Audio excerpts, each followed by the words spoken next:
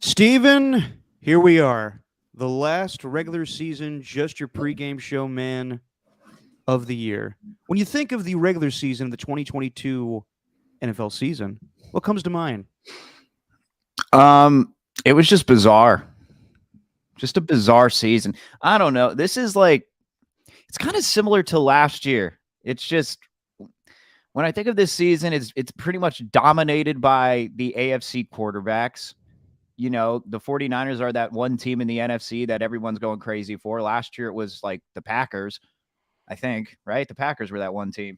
So it's like, I don't know. It's kind of the same as these last 2 years where it seems like the AFC, there's like competition everywhere. And then in the NFC, it's just like you may get some teams that flash, but at the same time, it's just been like the Niners who have dominated, and that's really it. So I don't know. It's kind of the same as last year, I guess is the way that I put it. Well, when I think of the 2022 NFL regular season, only one thing comes to mind, and it's a song.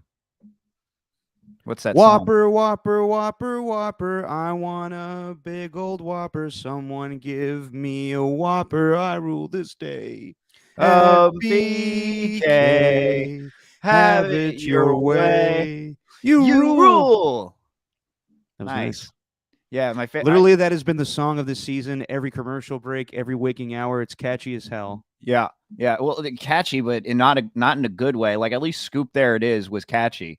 Oh, like, "Scoop There It Is." I forgot about "Scoop There It Is." "Scoop There It Is" was absolutely more catchy than just Whopper. The worst one. Well, that's the best thing is like when you're watching something, you're like, "Fuck, my team's getting their ass kicked."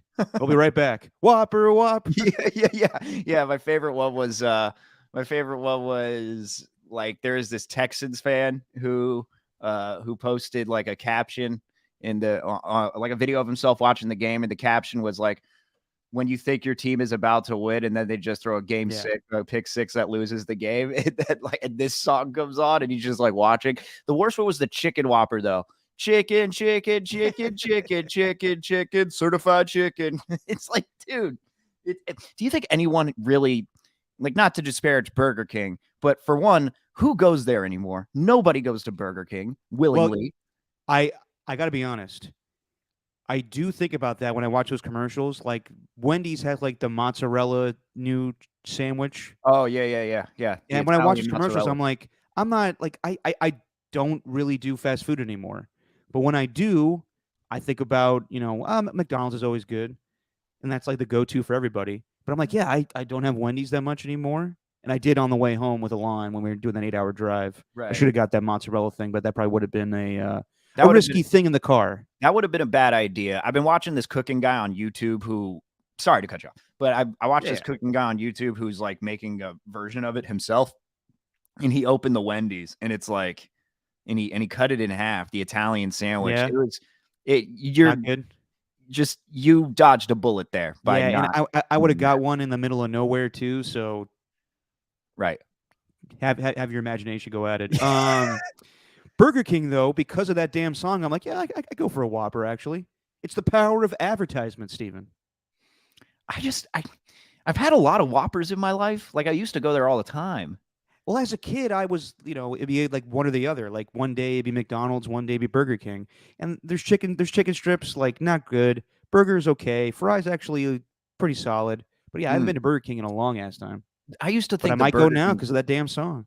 The Burger King fries were the number one, I thought, for the longest McDonald's? time. For the longest time. I don't know about that. For the longest time, but a little thicker. But they've changed. They used to be a lot better, but they changed. Wendy's is great too. I just had it recently. I had the crispy chicken or spicy chicken sandwich. Solid go-to every time I go there. You can make the case we grew up in like the golden age of Burger King, because like in the early 2000s they had like the Simpsons watches. They had I had like 4 of them. They only had 4, so no, I didn't have all of them. I missed one. I forgot. It was all based on the kids' meals. Yes, and then they also had the Wild Wild West sunglasses. I literally was just about to say which place had Wild Wild West toys. Yes, yeah, it was Burger King. Okay, they any summer movie they went all out. Yeah, and Men in Black too. I remember they had solid toys for that. Yeah, I mean, McDonald's always had the Happy Meal, whatever. The Disney movies, yeah. Yeah, but like Burger King, it was all about Burger Burger King was more edgy. They had small soldiers. The late 90s, early 2000s, that's where it was at, man. And we used to go there though because after like I'd play a little league game, like there's a little plaza that's right down the street, and there's a Burger King and a Taco Bell right there. We didn't have like a McDonald's near us, so we'd always go to the Burger King and the Taco Bell. In Pleasanton? Yeah.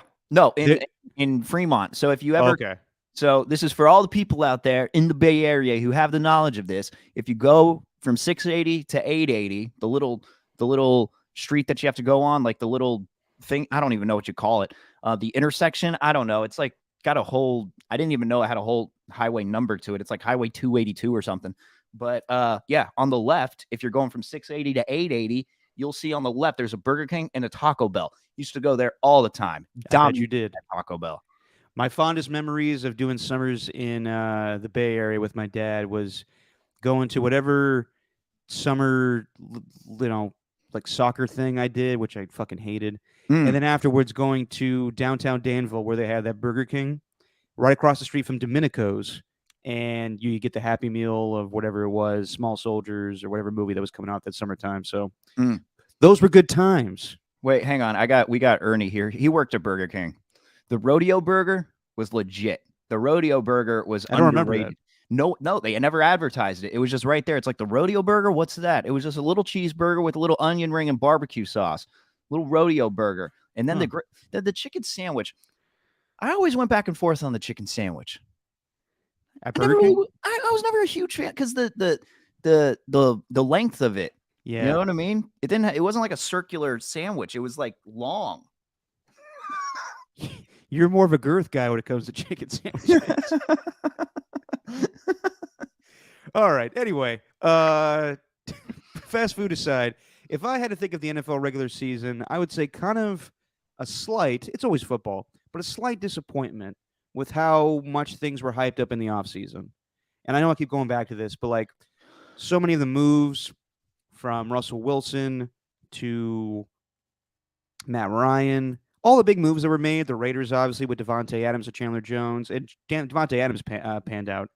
But just a lot of hype that led to kind of average teams here or there. There were still great teams to watch this season. Had fun watching the Niners and the Eagles and the Bills, Chiefs, Bengals. But yeah, I would say like a lot of hype that didn't lead to as much competitiveness as I thought there was going to be. I actually agree with you. Like, as far as the trades and everything, we were talking about, oh my God, this is the biggest offseason for trades ever. I mean, it was, and I think we're going to go down that road again this offseason, of course, with Derek Carr. We'll talk about that more with what his brother said. But yes, I think that it's going to be hard to top this past offseason, and I just don't think it lived up to the hype. But then again, really, it never does. Yeah, the AFC West naturally was like the one where everyone thought that was going to be the division. A 4-team playoff Yes. And the Broncos, they stunk. The Chargers, well, they were riddled with injuries for a majority of their year. But actually, they're getting healthy at the right time. That's what's interesting about them. I'm very interested to see what they do in the playoffs. I think Joey Bosa is going to be back. So that should be interesting. And I don't know.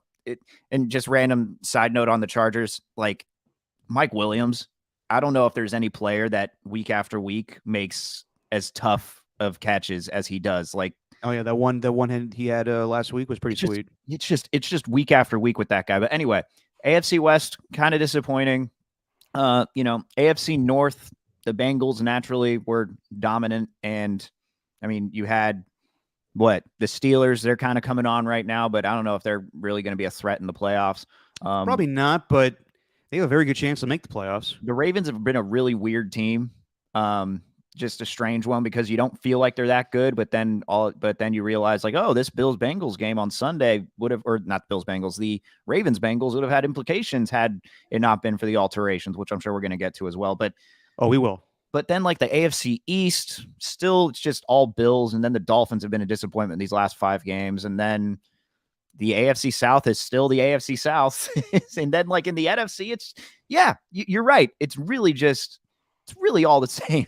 It's like it seems like the best move that's been made still is the Bills adding Stephon Diggs. It feels like that move has been the best one of the past 2 seasons or however long it's been. It honestly turned them from a running team into a passing team and made Josh Allen the MVP caliber guy that he is today. Right.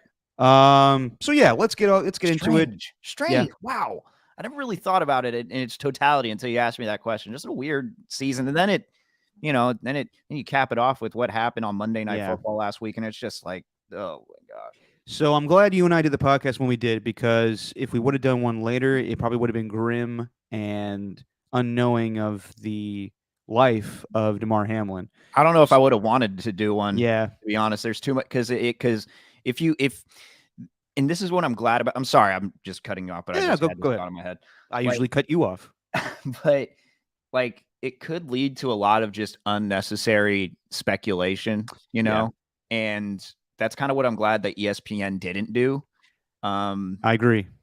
It's random that they decided to bring on Stephen A. later on that night to talk about it. It's like, why are you bringing on Stephen A. Smith? Well, yes, but let me get to all that of how the TV, the broadcast was handled.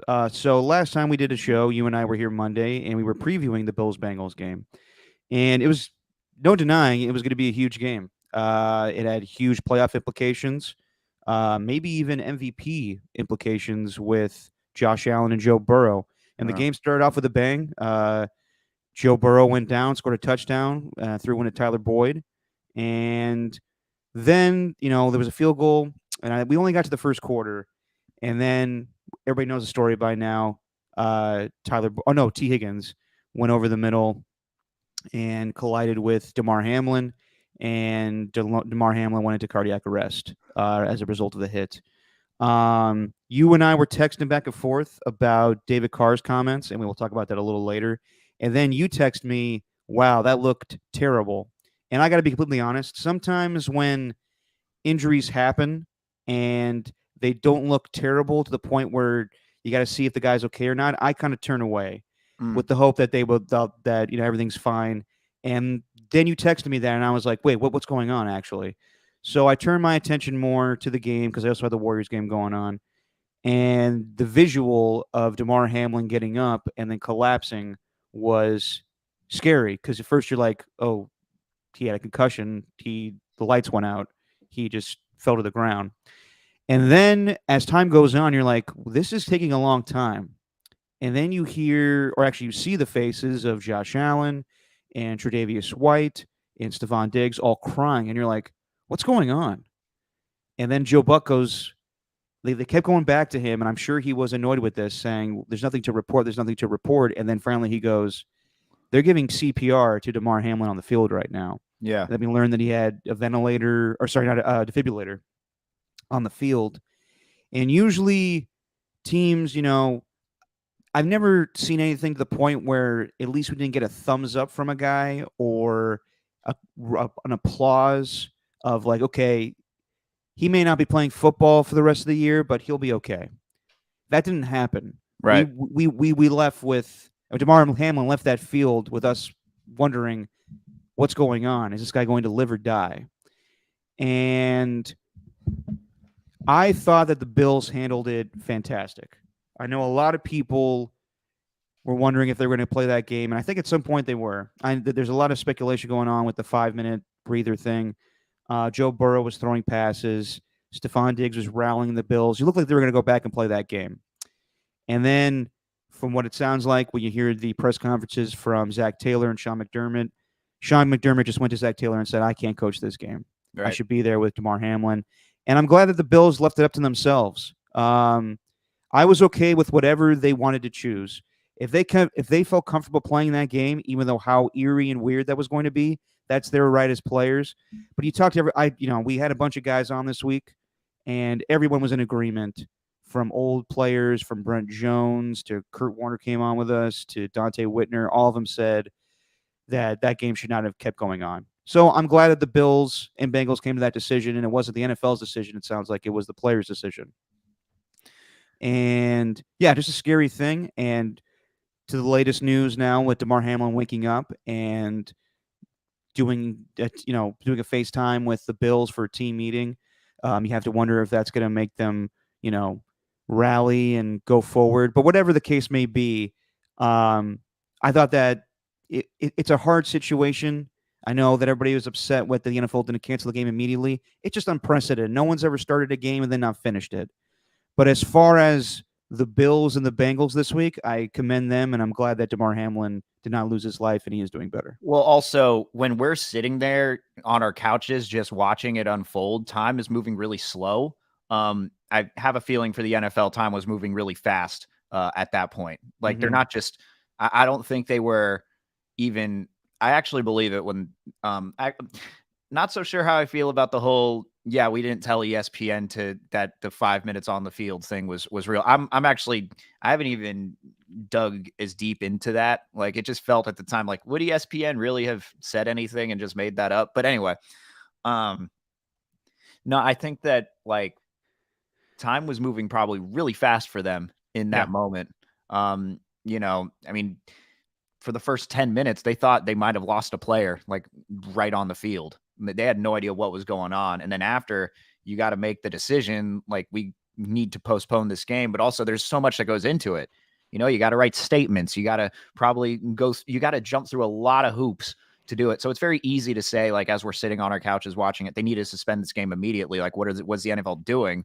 Well, at the same time, they're probably discussing this, and then the clock's ticking, and then all of a sudden an hour goes by. You know what I mean? Like, there's just, I don't blame the NFL for that, for the delay of the postponement. So that's, you know, whatever. I'm just glad that they did.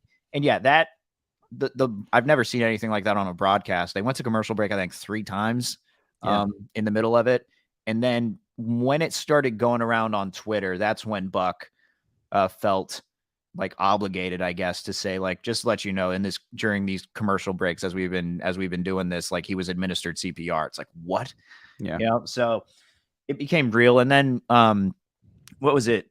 And like you mentioned too, like, normally you're used to seeing a player give a thumbs up, and that's what made everything like just that much worse. I forgot what the word Lisa Salters used to describe like what the feeling was in that stadium, but she was saying that you're used to seeing the player give the thumbs up, everything's okay, all right, we can move on with the game. So when you don't see something like that, it becomes all the more scary. But at the same time, this whole week, it's turned into one of the more, it's still terrible, not trying to take anything away from how terrible it is, but at the same time, it's been such an uplifting past couple of days, especially with how dark everything was on Tuesday and Wednesday. Absolutely. And there were questions of whether or not we were going to play games this weekend, and I thought that was a legitimate argument to be made, just how you don't know what was going to happen with Damar Hamlin. And I think everybody is relieved now that he is doing better, and he, FaceTimed the team and had that statement where he woke up and wrote to the doctors, "Did we win the game?" And they were like, "No." I mean, like they said, "Yes, you won the game of life." So Steven, correct me if I'm wrong, but a couple years ago, this happened during a soccer match where a player fell on the pitch and they had to resuscitate him back to life. Not even a couple of years ago. It was 1 year ago. Or was it? Yeah. Yeah. I mean, it was 2021, I think. So yeah, it was during the Euros, man. It was Eric. Oh my gosh. Why am I blanking on his name in this moment? But he was a Danish player. And he's really, really good. He played for Tottenham and he was really solid. And then, yeah, he just dropped to the ground. That was that's what it reminded me of. You know, I didn't think concussion after a little bit, because his thing was, yeah, my heart just stopped in the middle of the field. And then he was brought back to life. And then when you think about the Hamlin thing too, just how quick they were on it. I don't know if you heard the audio. TMZ like posted the audio of the call between all the medical staff. No, and that's something I don't know if I want to listen to. I mean, it's tough. I was just trying to listen to anything that I could just to get a feel for it. And yeah, like how quick the medical staff said, "Oh, something's wrong. We need all hands on deck right now. We need everybody there, like everything, to help this guy." And the thing about this too is, like, I don't know how many people knew about Damar Hamlin before this game. I personally did not know much about him. And then you get all these stories just about the type of guy that he is. And it kind of makes you think, like, we need to shed light more on some of these younger players who do good for their community and just seem to be fantastic people. Because everything that I've read, everything that I've heard, I had like a former one of his teachers from his old high school in Pittsburgh call to KCBS. Oh, nice. He just wanted to call and give a couple of thoughts on who he was. He only taught him as a freshman, so he didn't know him that well. But then you hear about the type of person that he is. It's like these guys deserve a little more spotlight, like barring any sort of injury. Like those types of dudes need to be propelled, I think. Right. Going forward, I think that's a lesson we can learn from all of this. No, I agree. There's a lot of lessons to learn from this. It was such a, gosh, man. I mean, what was your reaction, man? Like when you watched it, I couldn't move. It was the weirdest feeling I ever had watching a football game, to be completely honest, because I was always in the mindset that no matter what, games will always be played. And believe me, like a younger me would have probably been. It made me realize that I get caught up in football a lot, and sometimes life is just bigger than that. And we all get caught up in our fantasy football stuff and our picks and our spreads. At the end of the day, these are guys that give their life for this game. And I'm sure a lot of people got screwed by the cancellation of the game with with fantasy implications. I know you did, Steven, but that's just what happens with this.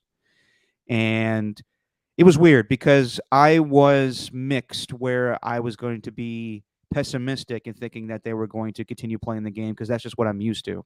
Mm-hmm.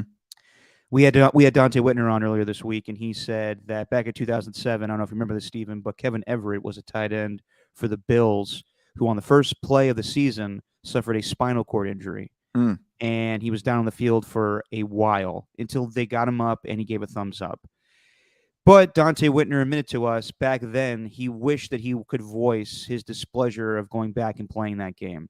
And he talks about how whenever something chilling like that happens for players to get back on the field, it's not good football because guys are easing up and not really wanting to go full speed because we're thinking, God, what if that happened to me? And I'm glad that we changed that mentality for this. And it's also unprecedented. No one, we know the stories. Jack Tatum paralyzed somebody. Ryan Shazier was paralyzed on the field. There's so many terrible instances of that, but never life and death. The only thing that I can think of that was similar that was taught to me this week was Hank Gathers, who played for LMU back in the day in 1990, and he suffered something similar where he actually died on the court. And thank God this did not happen. So for the first time in a while, I was reminded of how football is just a game, and it doesn't matter if we continue this game or not. And I was kind of surprised that they didn't continue the game just because I know how the NFL rolls. But I'm glad that everybody made the right decision.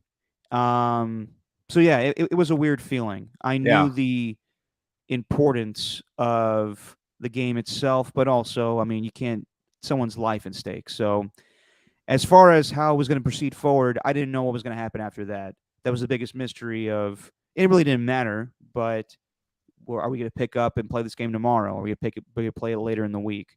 And I'm glad that the NFL came to the decision that maybe it's just best not to do this.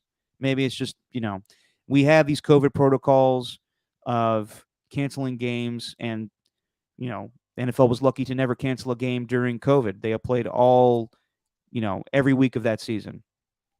And yeah, I know we'll get into now how the playoffs are messed up and everything as far as the AFC, but I think it's a small price to pay for doing the best thing for Damar Hamlin to live. Right. And also, like, the donations thing. Yeah. Which was fantastic. But I also think that, like, the NFL needs to do a better job of promoting, like, what these guys are doing. Like, they always say, the guy doesn't do it for the camera or whatever. And absolutely, they don't. But put a camera on him. Let people know. Like, $2,500. Like that guy should have been able to make enough, at least reach that goal of 2,500 if the NFL would just say, hey, if you're in this area of Pennsylvania, you know what I mean? Yeah, Like, yeah. like I don't know, 2,500 just seems like such a small number with the amount that's been given now. And it's fantastic what happened. Like everything, I think they've raised up to 8 million now. They're close to 8 million, even more than that, because more donations have come in and they've created a whole separate foundation or fund now. Like it's more than just a GoFundMe page, but I don't know. I think the NFL also needs to prop these guys up for when they're doing that charitable work. And they do it with the Walter Payton Man of the Year award, and they do all of that. But, not all of these guys can be nominated for the Man of the Year award. They're all trying to do charitable work in some form or fashion. So I think, they need to prop that up a little bit more too. It's tough. I mean, I think every league needs to do a better job of For that. sure. No doubt. But that's just not, sexy enough for them, like we want to know, like, who the high profile guys are. I knew of DeMar Hamlin. I know he made a couple plays this season. He's filling in for Jordan Poyer. Or no, sorry, not Jordan Poyer, Micah Hyde as the starting safety this year for the Bills. Had a sweet interception on Patrick Mahomes in the end zone. He did. Yep, he did. And I'm just happy that he's doing all right. Yeah. Whatever happens to him football-wise going later in his life, he'll make that decision, but I'm just glad that he gets to live another day. The thing that I did think about, though, was when we got that statement where the doctor said, he asked, did we win the game? And they said, no. Oh, well, yes, DeMar, you won the game of life. It just would have been hilarious to me if DeMar was like, oh, man, they didn't finish the game? Yeah. Yeah, right? Yeah. It was something out of a movie, like everything that's been happening. It's insane. Like the doctors doing a Zoom call and all of that. Yeah, I think everything worked out for the best for him going forward.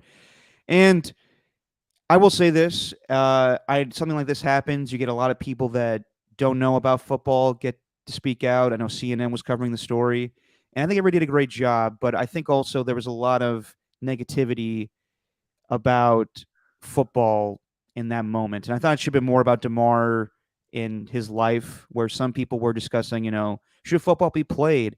And it wasn't really anything to do with the hit. I know some people were throwing shade at T. Higgins for what he did. He did nothing wrong.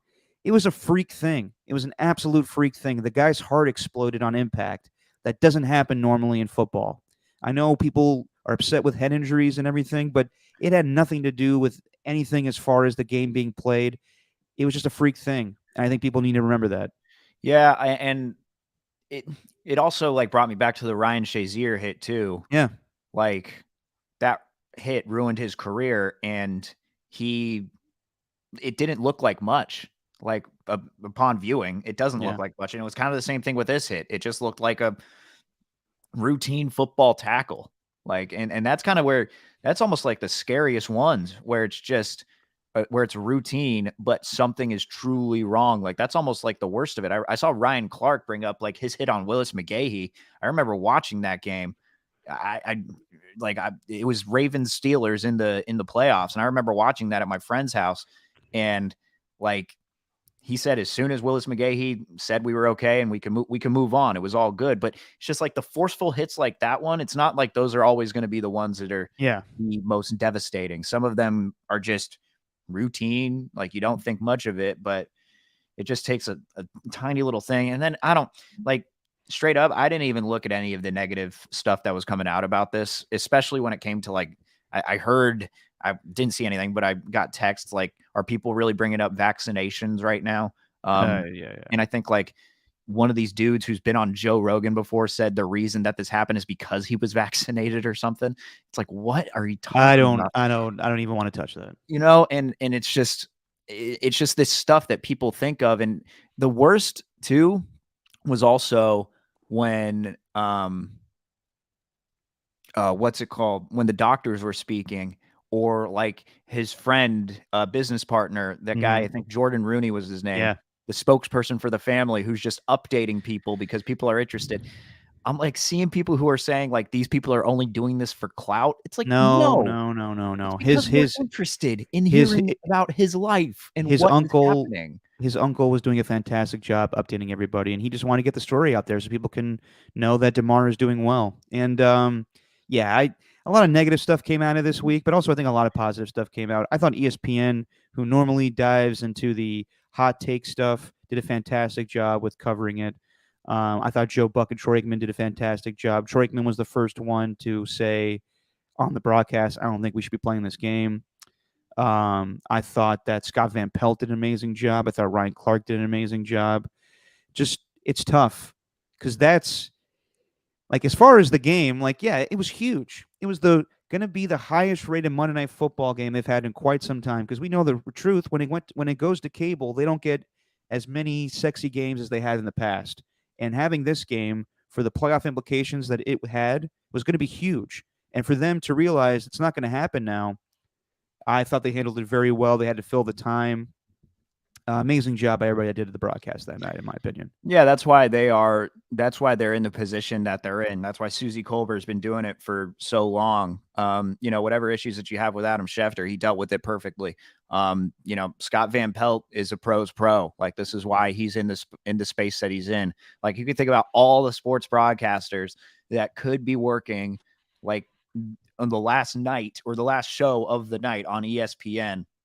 You need a pro's pro who can deal with this sort of stuff that is unexpected, unprecedented.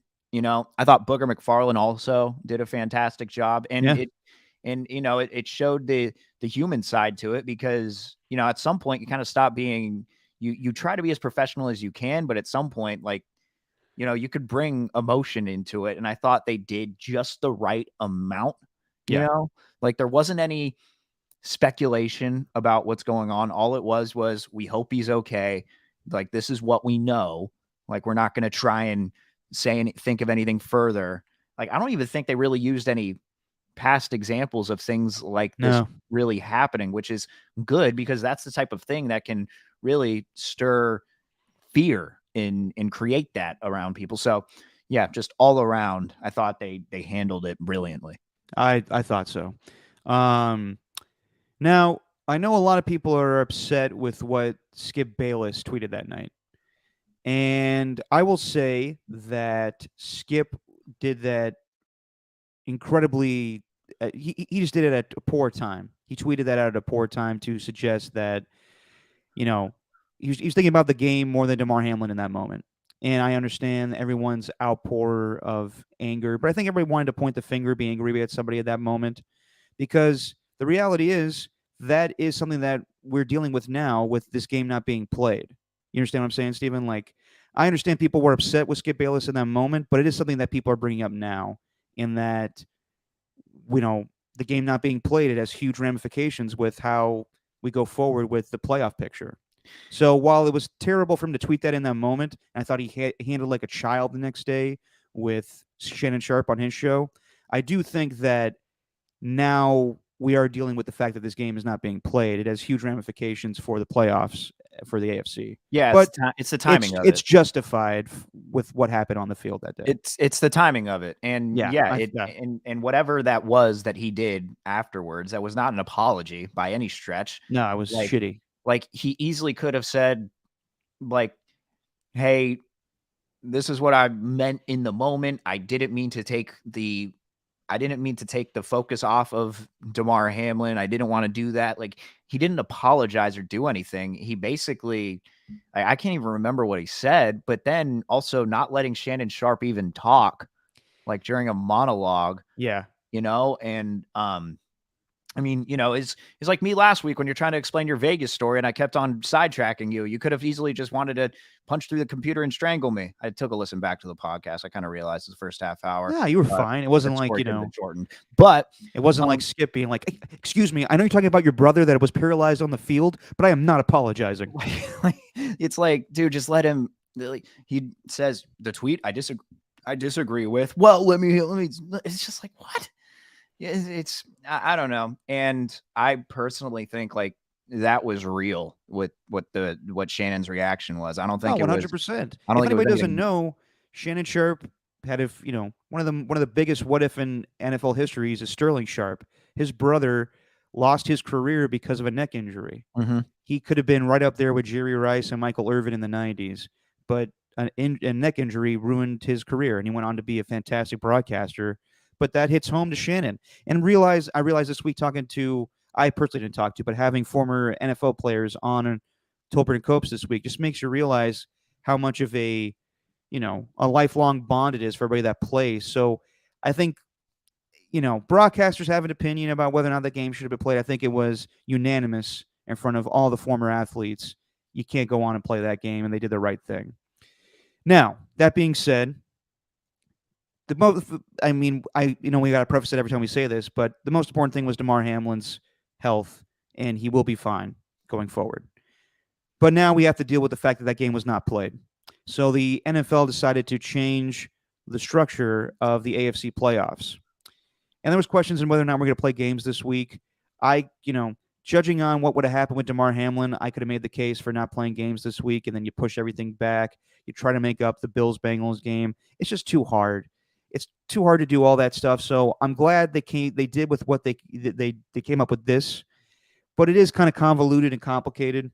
So now that the Bills and Bengals have one less game than the Chiefs, it leads to this whole thing of who's going to host the AFC Championship game, who's going to have home field advantage throughout the playoffs, who's going to be the 1 seed. So basically what it comes down to today is that if the Chiefs win their game against the Raiders, they have the 1 seed. Right. Fair or unfair, that's just what it is at this point. And the Bills pretty much have locked up the 2 seed.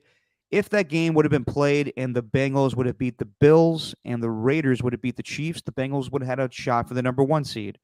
But things happen. And I'll also bring up this just to bring a history lesson into the fold.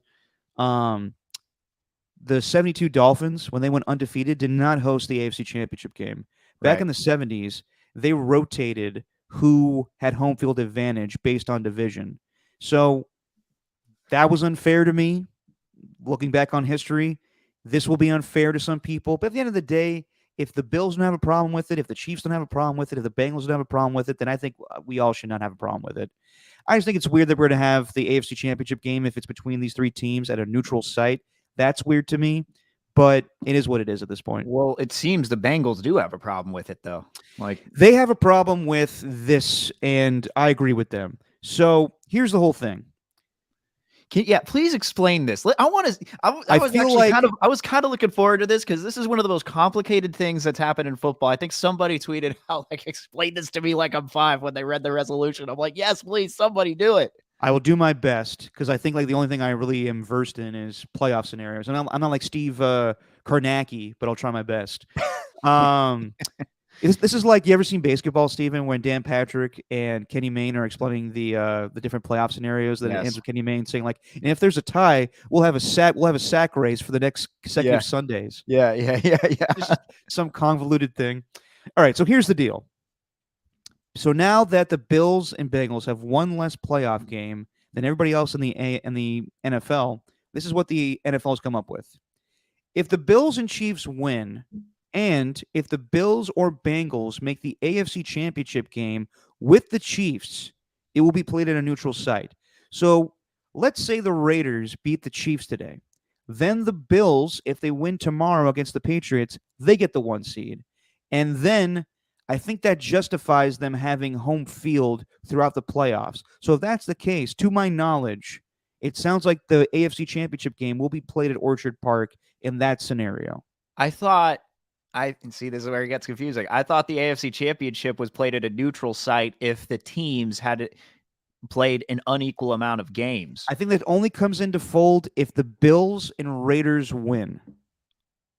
Okay. Again, I'm not 100% on this because I was told something else, but this is what I know to be, this is what I think is the deal. So maybe I am wrong. This is so fucking convoluted. Okay. Yeah, I mean, if the Bills have home field advantage, well, you know what? No, I'm wrong. Yeah, you're right. So basically, here's the deal. This is so fucked. So the Bills, Chiefs, and Bengals. So basically, if the Bills or Bengals are in the AFC Championship game, it will go to a neutral site. Yeah, that's what I thought. Okay. I thought something different, but I guess I'm wrong. So And now we're wondering where that site's going to be because Indianapolis does not want to host it because they got a volleyball tournament that weekend. I think what the Bengals are mad at though is this whole coin flip thing if they make it to the wild card round with the Ravens. And I don't agree with this one. I'm not a fan of this one. So I guess based on winning percentage, but I guess we're not taking winning percentage into account, the Bengals are the AFC North champions, no matter what happens. But there is a possibility that if they lose tomorrow, they would have the same amount of wins as the Ravens, and the Ravens would have swept them. Just they have one less loss because they didn't play a game against the Bills. So in the case that the Ravens beat the Bengals and they play each other again the following week in the wild card matchup, where the Bengals would be the 3rd seed and the Ravens would be the 6th seed, then we have a coin toss to determine who gets home field advantage. That's crazy to me. That's something out of Friday Night Lights. I think it should just be that the Bengals have won the division, and if the Bengals and Ravens play each other, that the Bengals get home field advantage. Yeah, but I don't know. Here's the thing. This is what I'm going to say. This is screwed up now, 100%. It's not going to be fair to most fan bases. The Bills, Bengals, and Chiefs all have some of the most diehard fans in the NFL, and you work your whole, off season and regular season to host a conference championship. This thing is weird, no doubt, but it is what it is at this point, and we're all going to watch. So I think we all just need to take it for what it is at this point. I thought there was a scenario where the Bills could host the AFC Championship game, but I guess there isn't. So it is what it is. Yeah, it's just weird because they already have a rule in place too. Like Joe Mixon tweeted it out, and it's just they already have a rule, yet they wanted to alter that rule, and somehow it's penalizing the Bengals more than any other team. They try to make it fair for the rest of the NFL, but it's like, I don't know.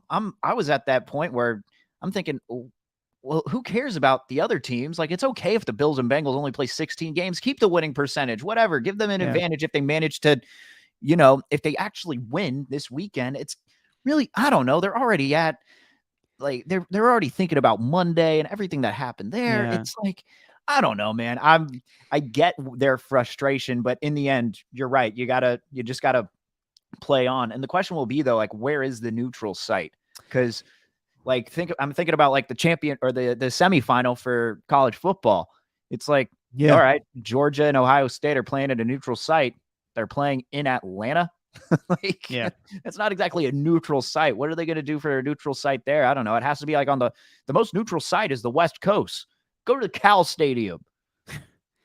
I don't know what they'll do because it sounded like Indianapolis was the best option, and Indy doesn't want to host that game. Detroit doesn't want to host that game, so we will see. Maybe it should be outdoors to get the benefit. Like, all three of those teams are outdoor teams. They still have that feel. Yeah. I like the idea initially. There was a report there was going to be an option for whoever was the 1 seed to either get a home field advantage or the bye. Now, that's unconventional, but maybe it was the best scenario for what is going on.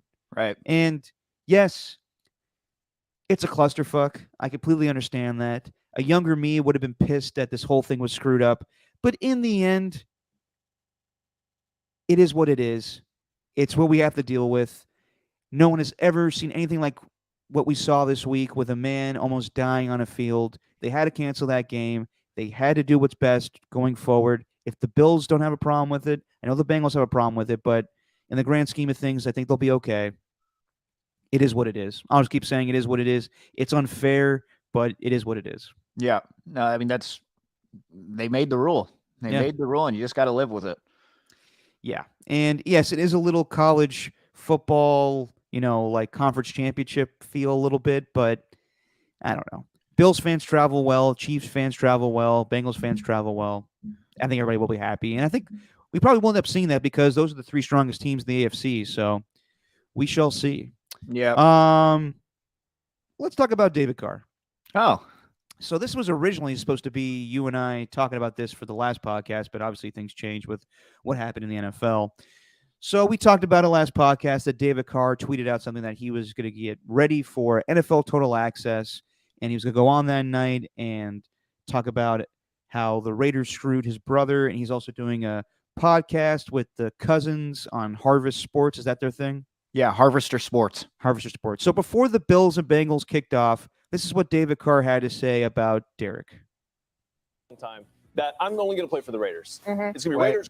Derek Carr he's said for a long time that I'm only going to play for the Raiders. It's going to be Raiders or no one else. So that's loyalty. So he was fully invested. 6 head coaches. Khalil Mack gets traded. Amari Cooper is shipped off. John Gruden gets fired mid-season. He's going through all this turmoil, right? He never called out a coach, never called out the organization, never called out the top brass in the organization, never said anything. All he did was try to bring people in.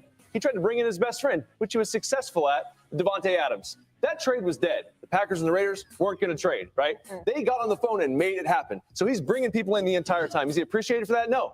I sit on this desk, and every year, I've talked about Derek. Oh, he's going to be replaced. Oh, someone's going to bring him in, right? They got to trade. They got to do this. They got to do that. All he did was go out and be the all-time leading passer in the history of the Raiders. So when I look at this, all right, it wasn't Derek that changed, right? It was the Raiders that changed. Yeah. So when I go forward with Derek, that conversation about him being retired or a Raider is no longer an option. He's playing football again, right? So he's reinvigorated. He's excited to go out. So the Raiders are going to seek a trade. They're going to bring trades, which Derek has a no trade clause, and they're going to listen. And he's going to look for teams that have a stable situation between their head coach and their ownership, right? Stable, right? He's also going to be looking for a team that is also looking for a quarterback that has a reputation for game-winning drives and fourth-quarter comebacks. I'm excited. Maybe he's the missing piece for someone. We'll see what happens. I'm excited for my brother's future. I'm a little upset, all right? So that happens. All right, big bro. I had been a little bit. That's. Ugh. Steven, your thoughts first. Well, I saw something interesting because, of course, the other Carr brother, Darren Carr, decided to comment on whoever was criticizing David and what he did on NFL Network. And me being a younger brother, I don't disparage him for wanting to back up his younger brother, especially with everything he's been through. Like, he is absolutely not wrong with whatever he is saying. Although the Adams thing, I think 40 million helped with that. Whatever the amount was that they paid him, the 210 million. I actually still barely even looked at contract because I was so excited by the trade. I think it was 210 million was what they were paying him. So not necessarily. It wasn't all Derek. Like, they were managing to fork up the money. The reason they got rid of Khalil Mack, I'm sure Derek was raising his voice there, but the reason they got rid of Khalil Mack was because they didn't have enough money in escrow or whatever that excuse was. But then the only thing that he didn't talk about as far as the change, Derek hasn't changed. No, he hasn't changed too much, except for his play on the field.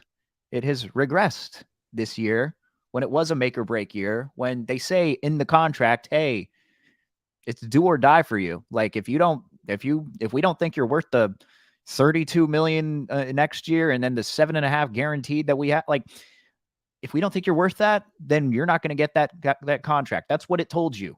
They didn't promise anything to him. It's in the contract. So I get that he's upset. I understand all of that. And also, to any of the analysts who keep convincing me that Carr's a good quarterback, yeah, he is from the months of September to November. But then in December, he completely drops off, and that's when people stop paying attention to him because the team stinks. So, like, they're focusing on the playoff teams at that point, the analysts for the most part. They're not, like, I'm fully convinced of that. Of course, they try to watch every game and try to keep objective, but I'm fully convinced that they don't watch in December because he's just not good in December. I don't know. Like, I think Carr's going to be good wherever he goes, and maybe he does need a stable place to go, but just to not even acknowledge that he's regressed, like, to the worst that he's been in quite some time. Like, I don't know. I think that's kind of foolish to do. And when Darren Carr says that, hey, he's speaking for Derek here, it's not like Derek's not going to go to the media and say this. I think like Bryce Butler also chimed in and, commented backing up Derek here. Well, if Derek can acknowledge that he had a down season, even when he brought his friend in, then I don't know what to tell you. I would be hypocritical if I did not acknowledge my own anger when family comes into play, when someone is discontinued with the Raiders organization. I was angry when my father was fired. I completely understand David Carr's feelings, but I'm with you, Steven. he needs to acknowledge that as an NFL analyst, that Derek Carr did not have a good season.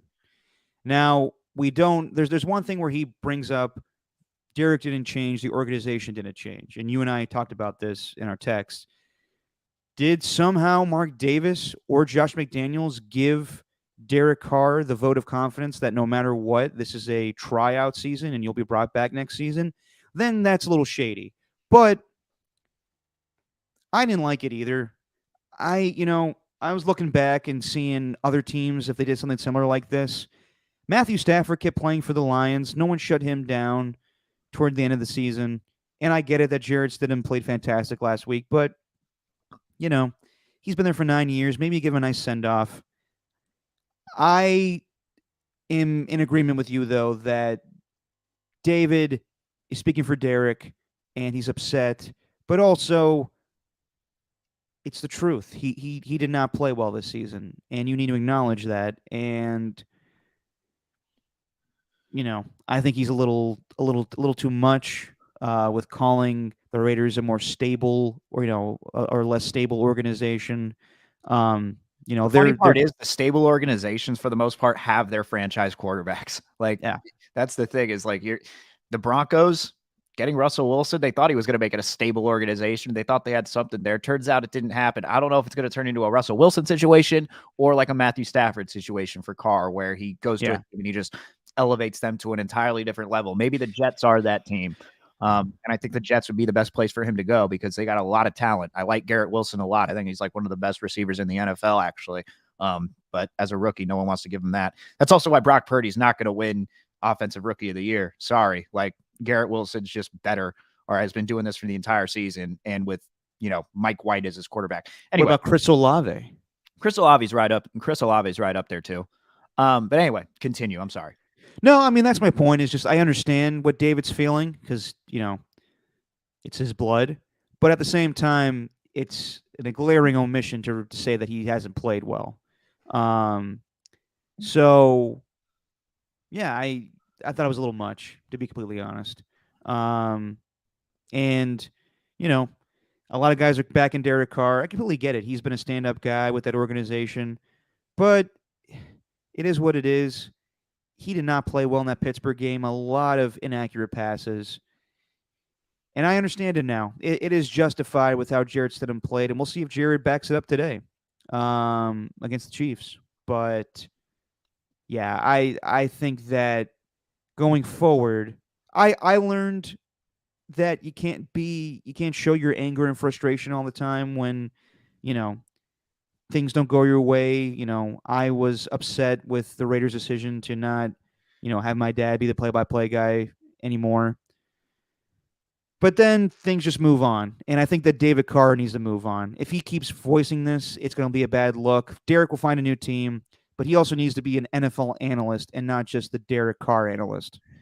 And I know loyalty really goes like a long way in sports. Like, it really does. But sometimes disloyalty might be the best thing for your career. Like after, like not disloyalty, but him saying he's never called out his coaches, he's never called out the organization, he's never done this, he's never done that. Well, maybe, in his 9 years, he could have called out the organization or maybe said, you know what, you've been switching up offensive coordinators on me throughout. I need to get out of here. You just traded Khalil Mack away. I don't care that Gruden's here. Like, I got to get out. You know what I mean? Like, he could have taken control, because I totally think that. But that's not in his character. I know it's not, but I totally think that, he's had the type of career where, if he would have had like he mentioned, if he had a stable team, and had consistent coaching where he had time to learn the system instead of just constantly learning something new every year, like his career could have been totally different. But now it's like you're 9 years out of it. And I don't know, maybe the best thing for his career maybe would have been to call out the organization, or maybe would have been to discuss a trade. I don't know, something like that, where he could have said, you know what, like I need something here where I know that I'm going to go to a place where the coaches are the same. Like, how many times has the coach changed with Patrick Mahomes there? Never. It's been the same system every single year. And I'm not saying Carr would have been Patrick Mahomes. Russell Wilson, like his time in Seattle, maybe it's just going to a new team and learning something completely different with a new team. But I will.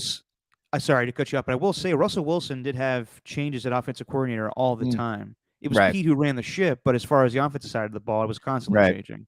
Right. And Russell Wilson's also different because it's not necessarily the system that makes him a good quarterback. He could just escape from the pocket and play backyard football. So maybe that's not a good example. And maybe it's the same with Patrick Mahomes too.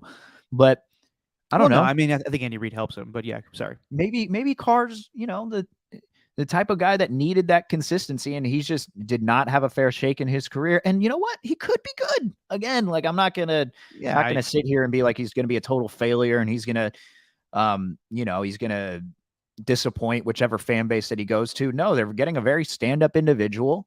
I do think in December they're gonna frustrate him, but I also don't know what he's gonna be like in the playoffs. Maybe he can surprise some people, but anytime he's played in these big games, this is why you compare him to the Kirk Cousins of the world.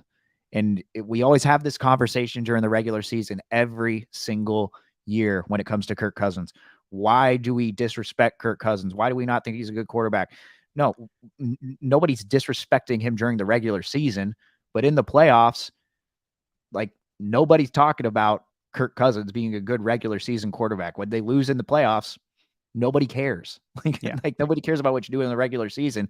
And that's kind of what it's turned into. That's why I think the comparison is just so that's why I think it's warranted, like they're Cousins, Garoppolo, Carr, they're all in that tier where they're good, but there's levels to it and they're not that next level. You know what I mean? It's no, I 100% agree with you. And yeah, listening to David talk, him saying that Derek got the deal done with Davante, I'm sure it helped that they were buddies and they knew each other from Fresno State. But you think Derek Carr picked up the phone and talked to Brian Gutekunst and said, "All right, man, here's what we need." No. So in Davante Adams, I'm sure a lot of Raider fans are breathing a sigh of relief when he was straight up asked this week, "Do you want to be a Raider still with Derek Carr not being here?" And he said, "Yes. I understand that Derek's my buddy and everything, but I wanted to be a Raider long before he came over here." So it is what it is, and I think everybody will be better going forward. I just don't know if the Raiders are banking on Tom Brady to be their quarterback. Could be a pipe dream, but yeah, I think that it's best for everybody to move forward. And it was right with the contract situation. If they couldn't get out of Derek Carr's deal, then yes, you go with him another season, and maybe he does better in Josh McDaniels' offense. But to rip the Band-Aid off and to save a bunch of money and to get draft capital out of it, I think is the best scenario for the Raiders going forward. The definition of pipe dream? Like its origins? No. I didn't know until you just said pipe dream, and I was like, you know what? I've used that term, but I've never really known what it means. I use that too, but also I think it's kind of dirty when I bring it up. In the late 19th century, it referred to a dream experience when smoking an opium pipe. So I just like to imagine Mark Davis and Josh McDaniels and Dave Siegler all sitting in like a circle. In an opium den? Passing the pipe going like, you know what? We could bring back Tom Brady and create Patriots quarterback room 2.0. That's how dodgeball got started. Human heads. And also, I read this today. It's a Chinese opium den, Timmy. Jesus, mister, you scared the bejesus out of me. Mark Davis, I saw today, a little upset that the home field advantage at Allegiant Stadium is not to his liking. Oh, really? Really? Fuck out of here. Anyway. Yeah, it's like, what, you're going to put it, you're basically put it in a neutral site. Like Vegas doesn't have any allegiance to anything except just their football teams because they got, like, what does he think? What did he think was going to happen? Again, I went to it last week. Nice stadium, but it doesn't feel like a black hole Raider stadium. That's partially why I don't think the A's really want to move there. Like, I think the A's really want their their hardcores, their diehards. They want that somewhere. Like, I don't know where that could be, but I don't think Vegas, I think has actually, you know what? The Golden Knights though have proven like you can do it in Vegas. So yeah, but you can. But that was Vegas's first professional team. sports team besides, whatever XFL team you're talking about. Right. It was brand new too. If It was the like A's an went to expansion Portland, team. they would rule Portland. Yeah. Maybe. There's a lot of Blazers fans there, man. No, of course, but I'm sorry, just for baseball. Right. Yeah. I mean, Vegas, I don't know if that's a good baseball crowd. What do they got? The Sea Dogs? The Portland Sea Dogs? I have no idea. Well, I mean, they do fill out that the Aviators Stadium, the Las Vegas Aviators, the AAA. Yeah, team. but the A's would have to change their whole philosophy of how they do business. Yeah, as Ford and By told us. We'll pick some games before we get out of here, but real quick, Steven, come Monday, we will have a lot of head coaching vacancies, or maybe not. Who knows? But a lot of teams are going to decide whether or not some of these guys should be their coaches going forward. A lot of guys on the hot seat. And I'm going to run through some names here real quick, and you let me know if you think they're coming back to coach their respective teams or if they're going to get the axe come Monday. You ready? Okay. All right, let's start off with this because I've been watching this show, and it's been fun. Cliff Kingsbury for the Arizona Cardinals. Do you think that he's going to be fired come Monday? I do think that there's a chance that he will. Yeah, I think there's a very likely chance. It's totally based on. It's totally based on. I haven't watched any of Hard Knocks, to be honest, but it's totally based on that article that I read, that extensive ESPN article, where he's just like, it seems like Cliff Kingsbury's kind of on an island. So I don't know if he's gonna. Well, we don't know. We don't know what's going on with the GM too, because Steve Keim had to take a leave of absence. And there's a history of him having alcohol issues, but we don't know if the two are correlated. So we'll see if they just change the whole regime there. Michael Bidwell says adieu to both the GM and the head coach. But in my opinion, you're going to go into the season with Kyler Murray not playing most of next season in 2023. So is that going to be appealing to any head coach who takes over that job? I'm going to say no. And even though it seems to be leaning in that direction that Cliff Kingsbury is going to get the axe, but I don't know how you make that situation better with a brand new coach. It's still going to be a shitty situation, so you might as well have someone who's there and could probably lure Baker Mayfield to fill in until Kyler Murray gets back.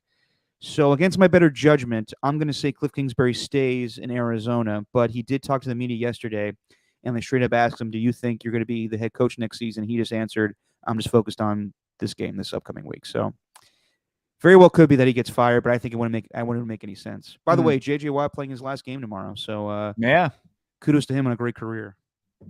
Lovie Smith with the Texans. Probably gone. I don't really have much of an opinion on that one. I don't think there's anybody that's stable with the Texans organization. I don't think there's anyone that's safe doing that job. It would be shitty in the back-to-back seasons. They fire David Culley for 1 year, and then they fired Lovie Smith for 1 year. But we had John McClain, who not of Yippee-Ki-Yay motherfucker fame, but John McClain of Houston sports fame on yesterday. Great accent. Oh, fantastic. Oh, back in the day when I was covering Ken Stabler, the snake. Yeah. He was naked all the time, and I just answered his questions. The only time I've ever hosted and had him as a guest was when the Hall of Fame class was announced and Andre Johnson was right up there. So we talked about Andre for the entire time. That was great. The entire time I covered Andre Johnson, he was a classy individual. He knows his shit with Brock Purdy. He watched every Iowa State game. But John McClain came on and was straight up and said it would be a terrible decision if the Texans decide not to pursue DeMeco Ryans as their head coach. He would be, he played there. He would be viewed as, the savior of that team. And he went to Alabama. If they lose tomorrow, they'll have the number 1 pick and Bryce Young. So yeah, we talked about that. We talked about that too, actually. Yeah. So I'm going to say Lovie Smith is gone. No, even though that's probably unfair, but that's just how the Texans roll.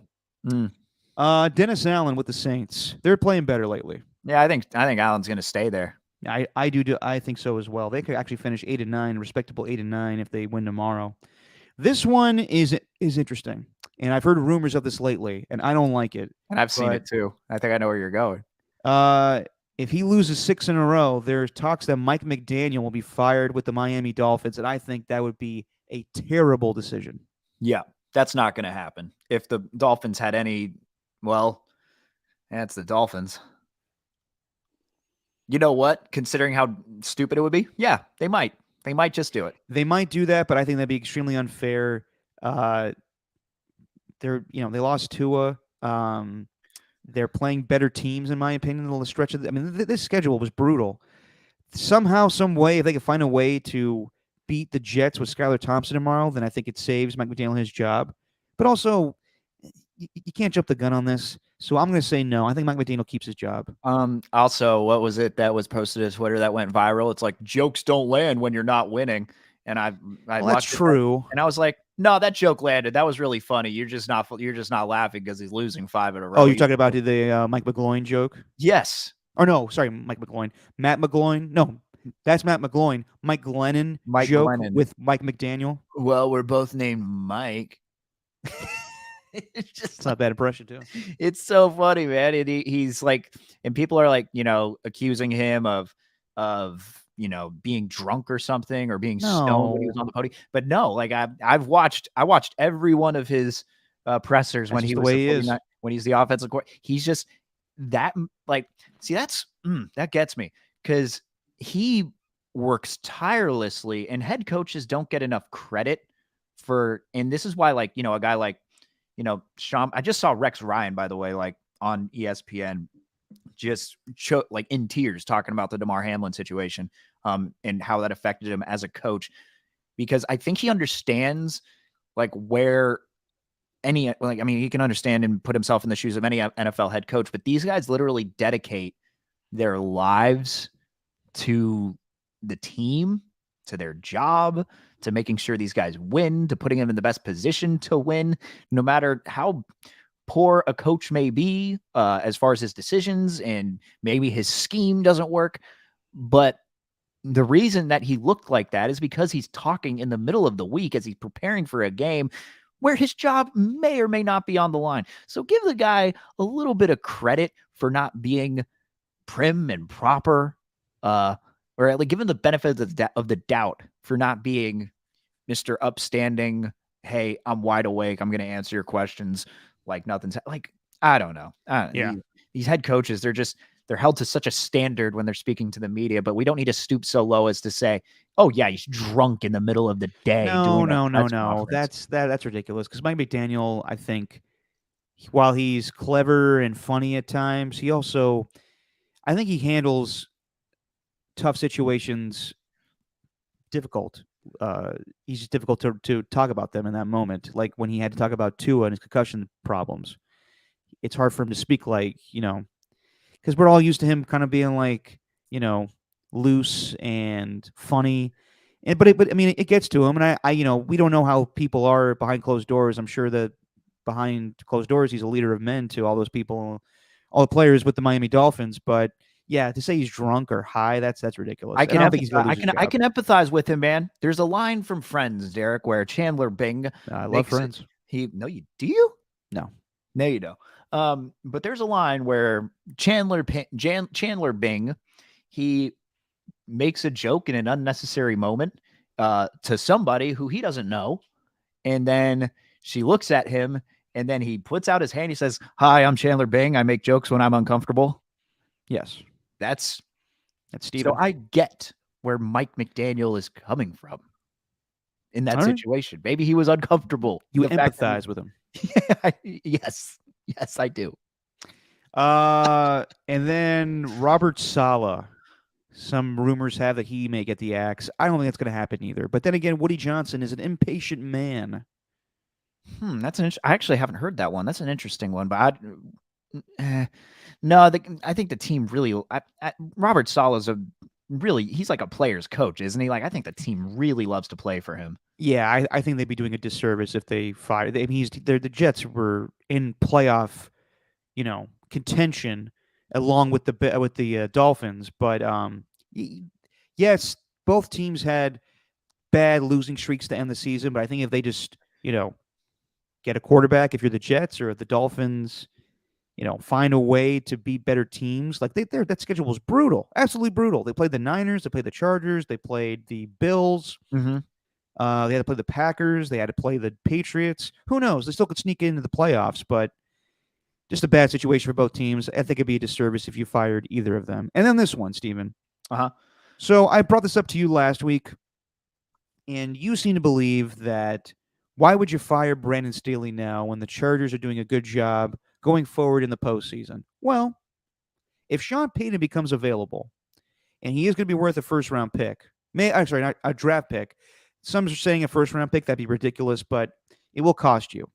If you're the Chargers or the Cowboys, and you are bounced early in your playoff games, do you consider making an upgrade by firing either Brandon Staley or Mike McCarthy for Sean Payton? The Mike McCarthy one, I absolutely would. Mike McCarthy would be the one if I had to choose. Now, see, I would go opposite. I would fire Brandon Staley because I understand that they're making strides and the defense is playing better.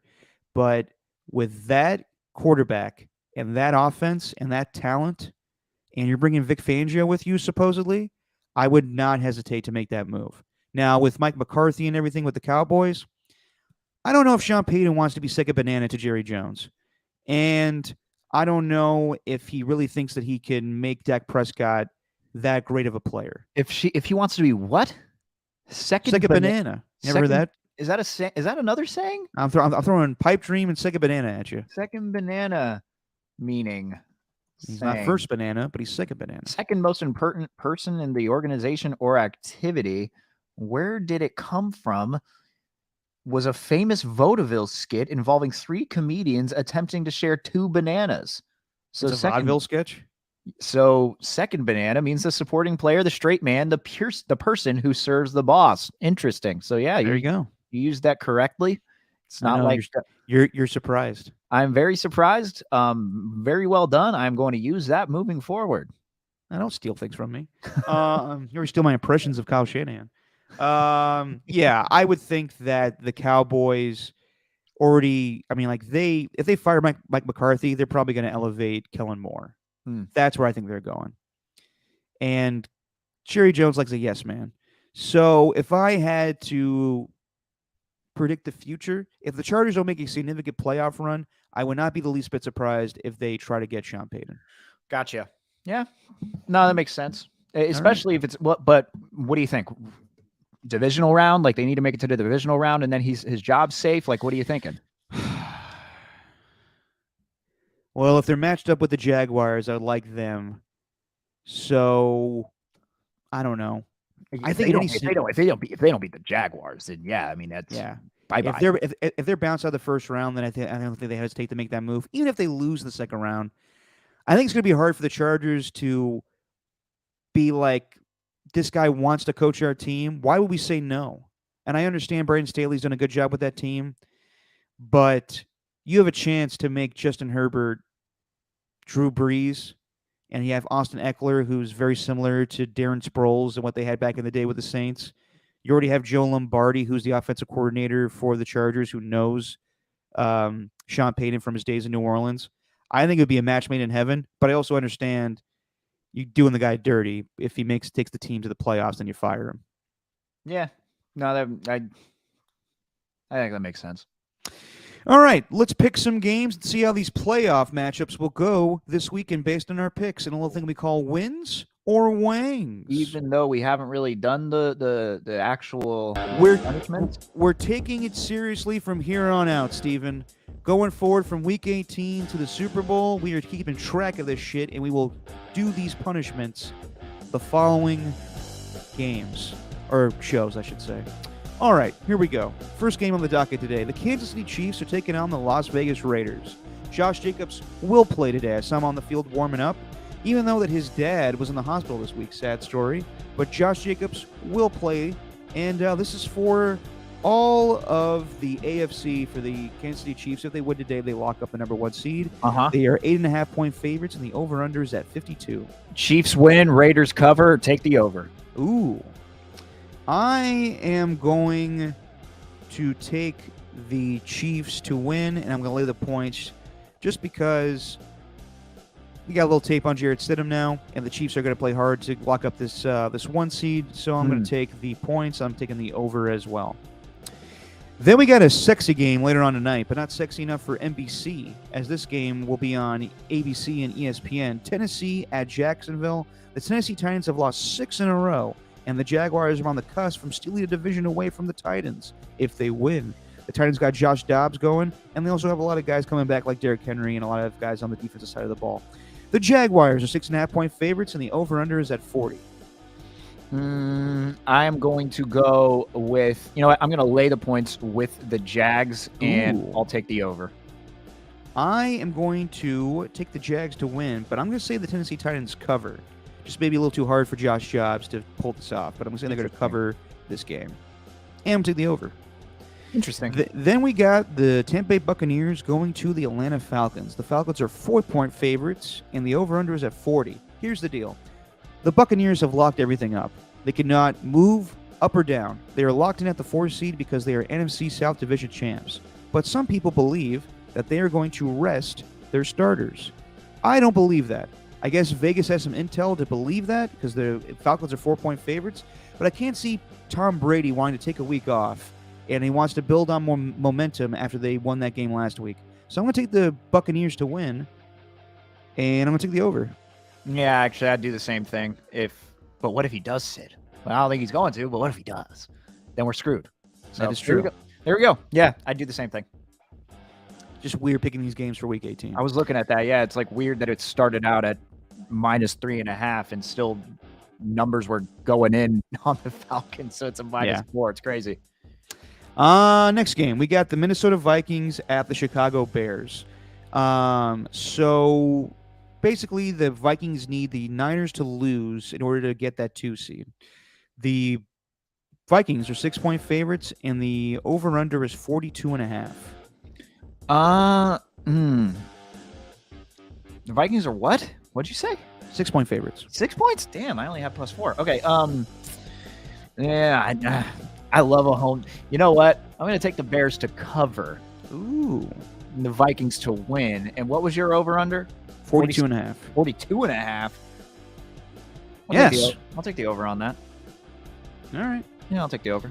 We also got our favorite guy, Nathan Peterman, playing for the Bears. That'll be So fun. they may play with the 6-point favorites. I'm taking the Vikings to win.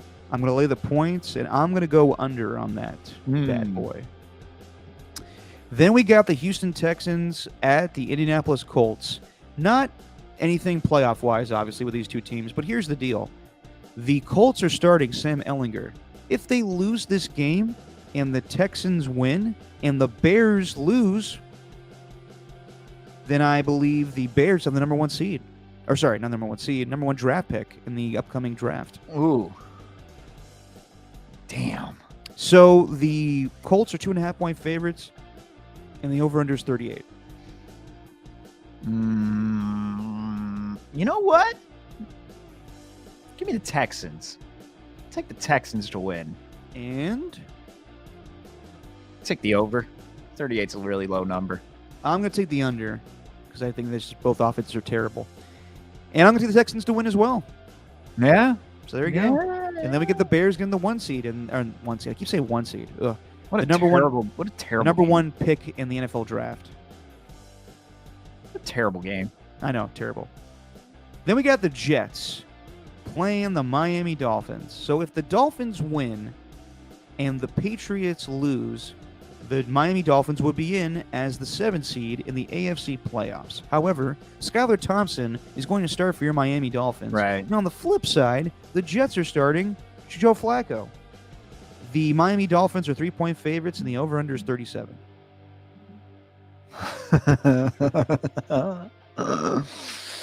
Oh, boy.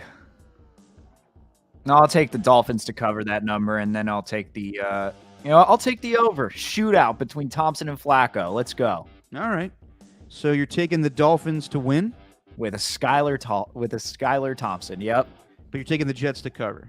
No, I'm taking the Dolphins to win outright and then, lay the points with them. Yep. Oh, lay the points. Gotcha. All right. I'm taking the Jets to win. Just straight up. I think Joe Flacco is a better quarterback than Skylar Thompson is, and he got it done against the Cleveland Browns earlier this year. So I'm taking the Jets, and I'm going to take the under on that one. Then we got the Carolina Panthers at the New Orleans Saints. New Orleans is 3.5-point favorites, and the over/under is 42.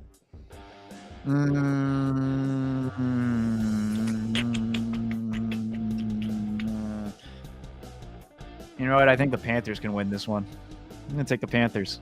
Give me the Panthers to win outright, and then I'll take the under. Alrighty. Yeah, I'm going to take the Saints to win. I'm going to lay the points, and I'll go over.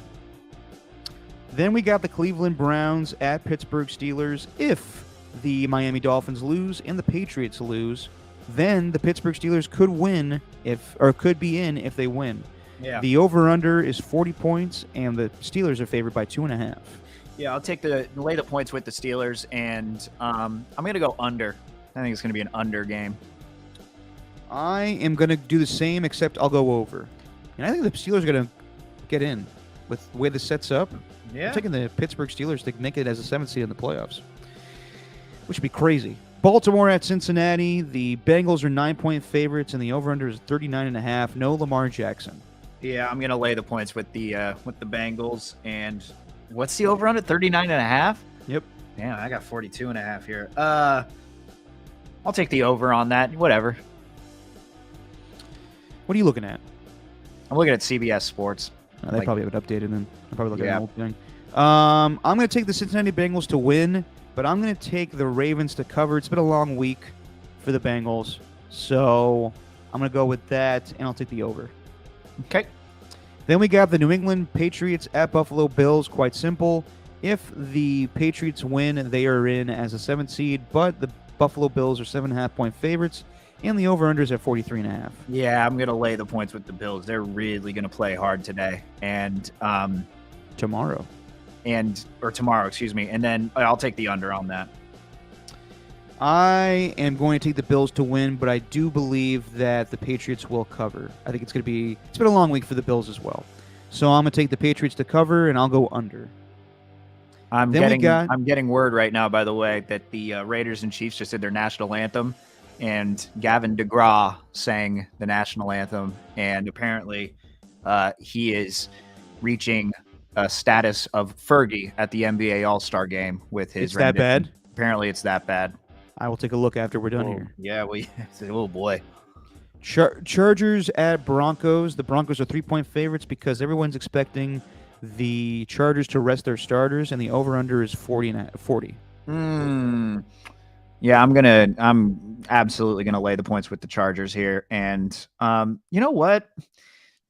Random, but Russell Wilson has managed to score a little bit, so I'm gonna take the over. So the Broncos are favorites. So you're taking the Chargers to cover? Broncos aren't favored. They are favored. What? Listen, I'm looking at the wrong thing. I don't know if you're right here. Am I totally off on everything I just said? I think you're a little off on that one. Hang on. No, Denver favored. What? Yeah. Oh my Because they're saying the goodness. Chargers are resting their starters. This one is totally off then. Yeah. Whatever. Yeah, just lay the points with the Broncos and then take the over. So we lay the points with the Broncos now? Yep. You're all over the place, Steven.